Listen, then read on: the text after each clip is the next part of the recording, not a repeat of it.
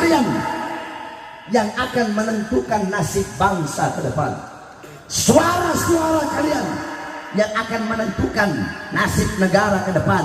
Baik buruknya bangsa, baik buruknya negara.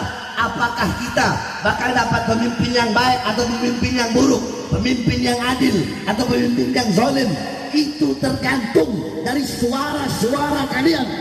Maka jangan sampai suara-suara kalian bisa dibeli oleh capres-capres yang tujuannya perut, tujuannya pangkat, tujuannya jabatan, tujuannya tahta, tujuannya kekuasaan. Jangan kalian jual suara-suara kalian. Saudara-saudara sekalian yang dimuliakan oleh Allah Subhanahu wa taala, Nabi Adam alaihissalam beliau pernah berkata, "Idza aradtum an fi'la syai'in faqaddimu thalathata asya' fa ihda min thalatha istasyrul akhyar."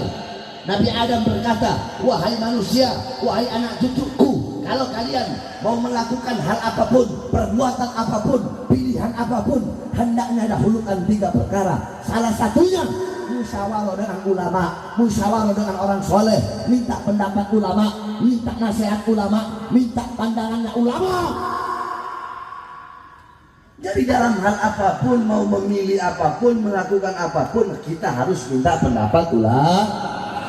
Jawab, minta pendapat ulama, minta nasihat ulama, minta pandangan ulama.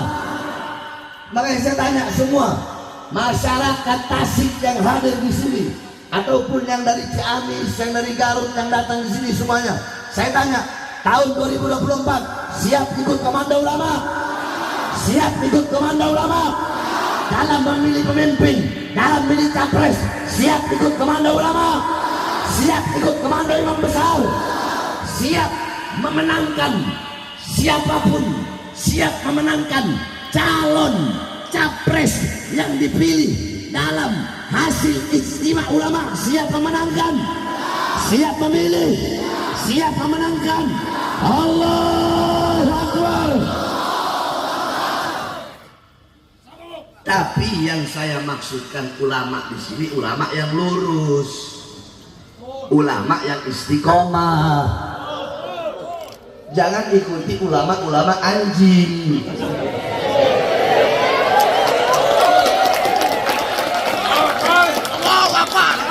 Loh, Habib kok bisa bilang ulama anjing ya?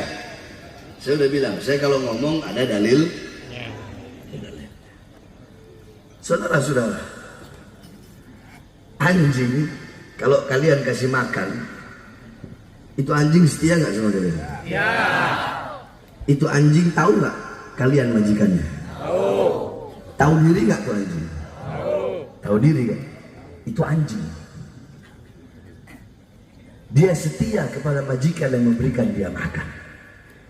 Ada ulama, ada ustadz, ada kiai, ada habib.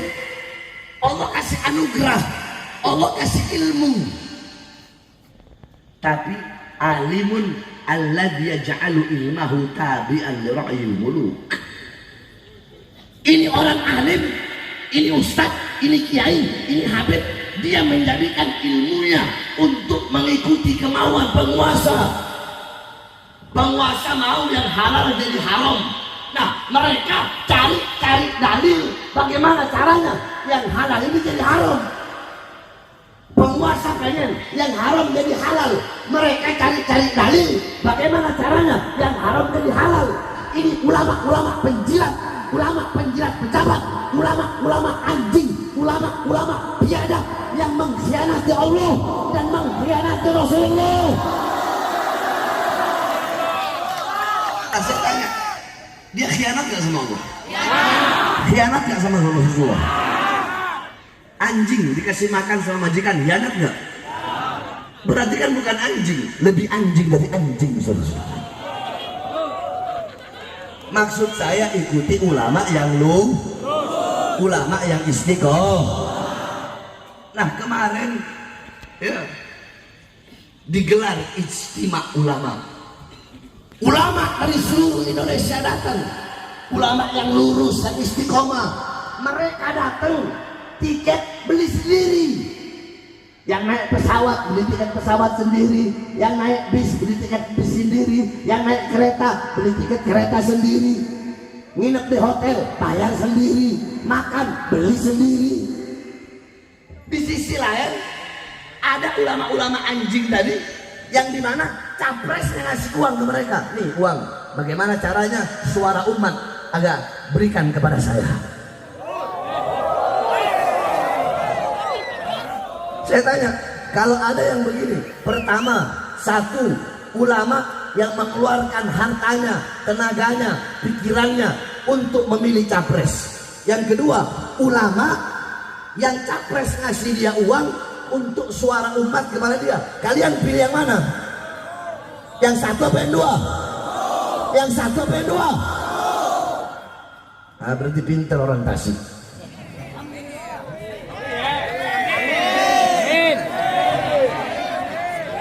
Nah, saudara-saudara sekalian yang dimuliakan oleh Allah, dalam istimewa ulama kemarin ada namanya ahlul halli wal adli. Panjang kalau saya mau jelasin. Intinya dalam kitab dijelaskan ahlul halli wal adli dusyauka wasatwa alladhi ahlul halli wal adli yakni dusyauka wasatwa alladhi intafan nas haulahu minal ulama wal ru'asa. Intinya seperti itulah. Ahlul halli wal adli itu mereka yang memutuskan, mereka juga yang bisa melepaskan. Mereka yang mengangkat, mereka juga yang bisa membatalkan. Nah, para ahlul halli wal adli ini mereka mengeluarkan pikirannya, tenaganya, semuanya. Kalau andaikan ada dua capres baik, tiga capres baik, dua-duanya baik, tiga-tiganya baik. Coba saya tanya, jawab yang keras. Kalau ada dua capres, dua-duanya baik, bisa nggak pilih dua-duanya? Ya.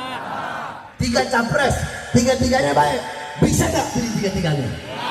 Nah, maka para ulama ahlul halli wal adli, kalau dua-duanya baik, tiga-tiganya baik, mereka akan memilih yang paling baik. Paham? Terus gimana Beb kalau dua-duanya bangsa?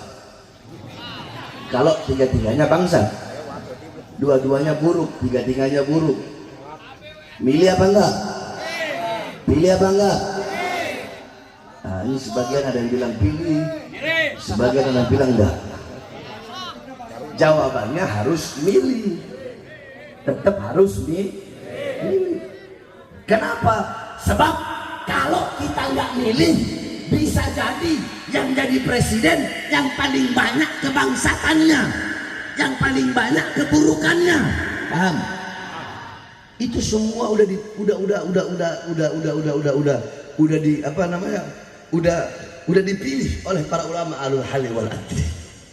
Ya, kalau tiga-tiganya buruk, maka yang dipilih yang paling ringan keburukannya. Kalau tiga-tiganya bangsat, yang dipilih yang paling ringan kebangsatannya. Saudara-saudara, mohon maaf, bahasa saya memang begini, nggak bisa dirubah-rubah. Ya saya begini ngomong bangsat, biadab. Saya nggak masih orang munafik, saudara-saudara. Ya ini Bahar bin Smith, mau terima syukur, nggak syukur silahkan, nggak ada masalah. Nah, saudara-saudara sekalian yang dimuliakan Allah, setelah digelar ijtima ulama, maka keluarlah hasil dari tiga capres tersebut.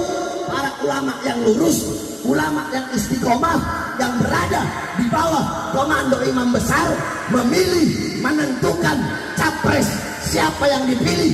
Yang dipilih, yang ditentukan adalah Anies Baswedan dan Muhaimin Iskandar.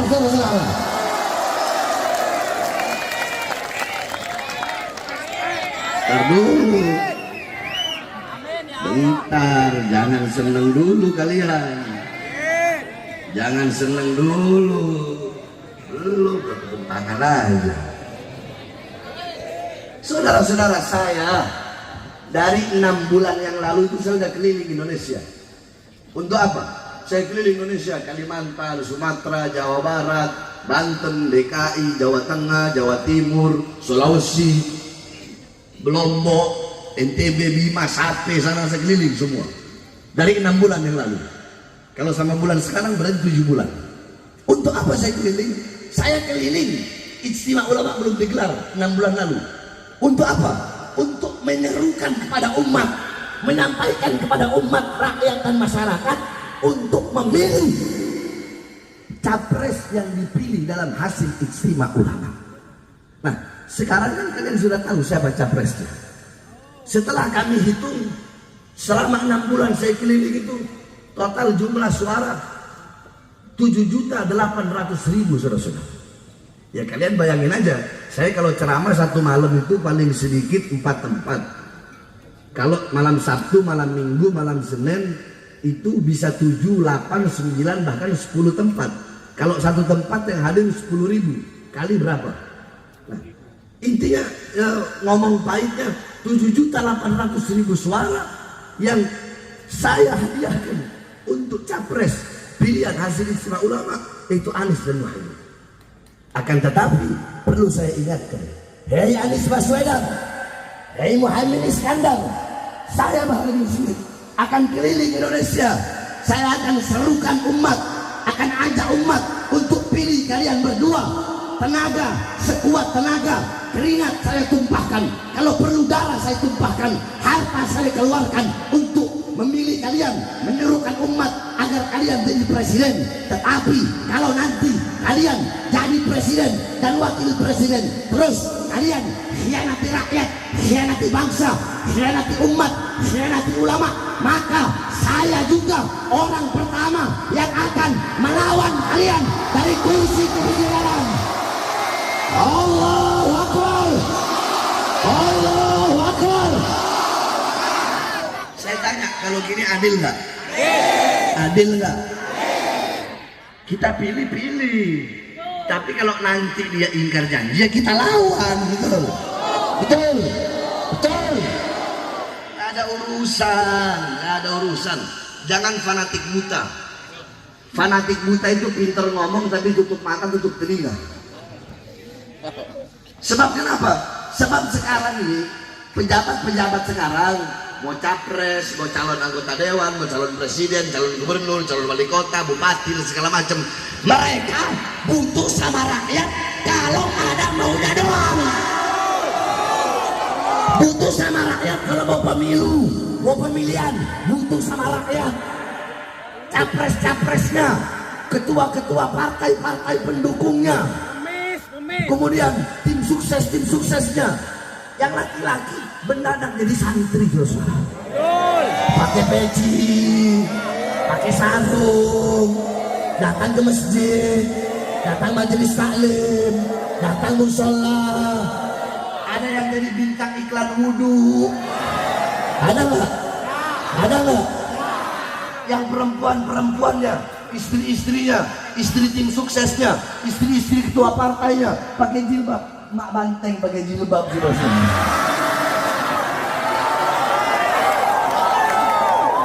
Betul. Mendadak jadi santriwati. Butuh sama rakyat kalau ada maunya doang.